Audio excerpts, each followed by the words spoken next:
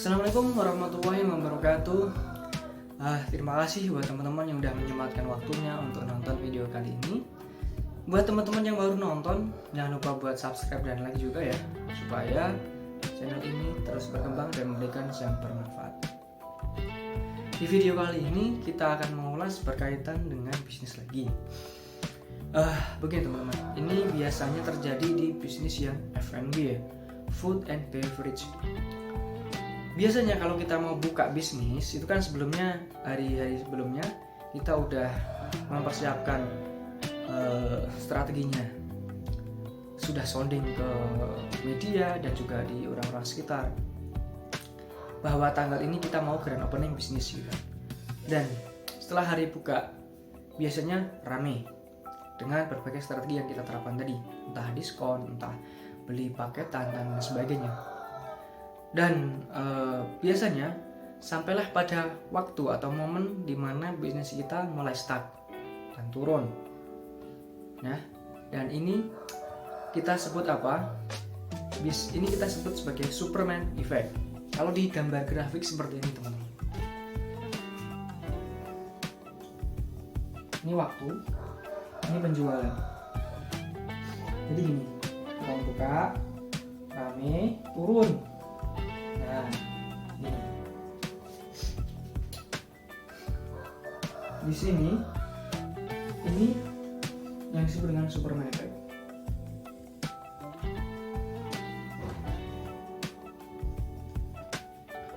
Ini penjualan naik drastis karena faktornya adalah tadi baru buka biasanya ada diskon atau banyak orang memanfaatkan momen tersebut. Yang kedua, banyak orang penasaran. Dan yang ketiga adalah dari kompetitor. Kompetitor dengan biasanya kan ada juga yang hanya datang, pengen lah coba di sana yang baru buka, gimana sih rasanya, apa sih yang beda dari saya. Kalau di bisnis kita sebut sebagai mystery shopper. Jadi ya kompetitor itu dari kompetitor, kemudian dia ingin membandingkan dengan punyanya dia, apakah lebih enak mana atau dan lain sebagainya, sebagai buat namanya persaingan bisnis ya gitu. Nah, disitulah banyak terjadi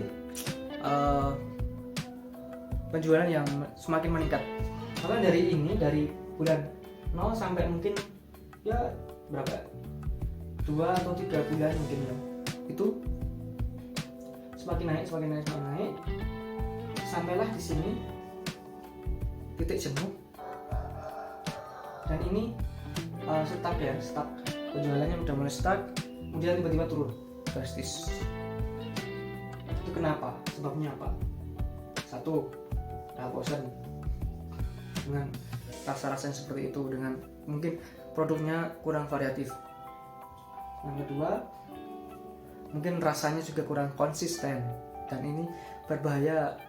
Kita harus attention banget kalau misalnya bisnis kita di F&B ya, karena rasa itu emang yang bikin kita konsis mau beli di produk tersebut, selain harganya juga yang terjangkau.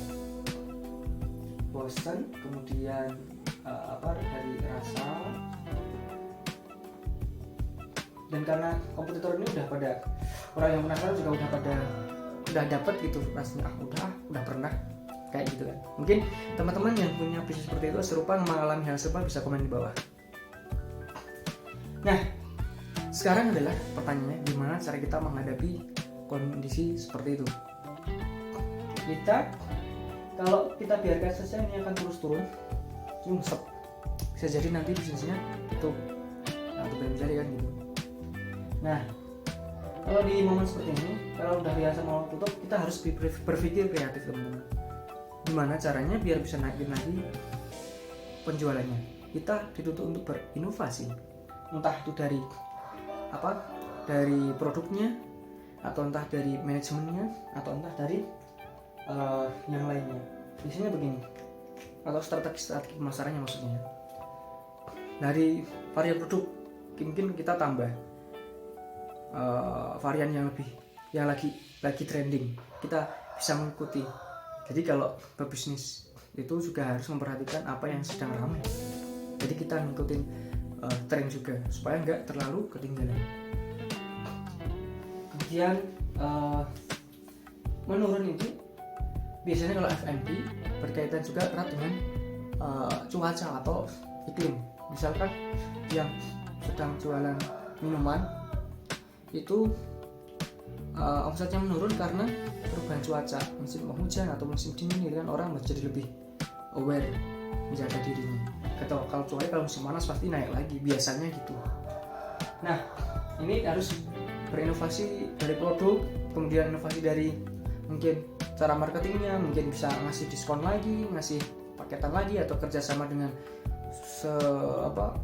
partner yang lain, seperti itu. Terlebih sekarang kan kita bisa melakukan kerjasama dengan yang kayak ojek online dan sebagainya, itu kan banyak. Atau kalau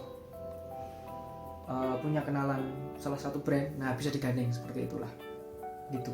Itu salah satu buat cara naikin omset penjualan.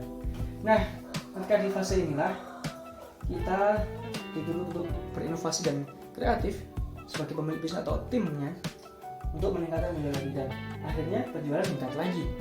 Nah, di fase ini kita juga nggak boleh senang dulu karena akan ada fase jenuh selanjutnya. Disitulah lagi kita harus mempersiapkan itu lagi. Jadi siklusnya seperti itu, naik, turun, stuck, turun, inovasi, naik, stuck, turun, inovasi, kayak gitu terus. Bisnis memang harus seperti itu. Jadi kalau digambarkan grafik secara waktu kurun jangka waktu kurun panjang itu, grafiknya diharapkannya bisnis itu adalah ini waktu, ini penjualan linear ini teman-teman. Kalau ditarik waktu yang panjang kan tahunan, ternyata kita grafiknya naik kok. Itu yang diharapkan dari pemilik bisnis, gitu kan, deal kan, ya, gitu. Jadi kita memang harus dituntut untuk kreatif, inovasi, dan kreatif dan inovasi itu juga butuh dana untuk mengembangkan bisnis kita. Karena kalau nggak ada dana ya repot. Maka dari itu ketika kita open bisnis, selagi naik-naiknya kita juga harus pandai mengelola mana yang pribadi, mana yang buat bisnis. Dan ketika di suatu situasi seperti itu kita lebih siap. Nah gitu, mungkin ini juga kadang lupa yang buat para kita UMKM yang masih pemula. Jadi semoga setelah menonton video ini juga lebih paham nanti cara kita menyikapi atau menghadapi hal tersebut. Gitu ya teman-teman. Semoga video ini bermanfaat. Terus semangat buat teman-teman. Begitu juga dengan saya mengajak diri saya buat saling ayo kita saling mendukung, saling sokong, karena kita bergerak di UMKM. Indonesia butuh kita teman-teman, bukan kita yang butuh Indonesia, tapi Indonesia yang butuh kita. Indonesia butuh kita teman-teman. Ya itulah begitu. Oke, kurang lebihnya saya mohon maaf. Jangan lupa sholawat, Allahumma sholli ala sayyidina Muhammad wa ala ali sayyidina Muhammad. Wassalamualaikum warahmatullahi wabarakatuh. Salam mandiri.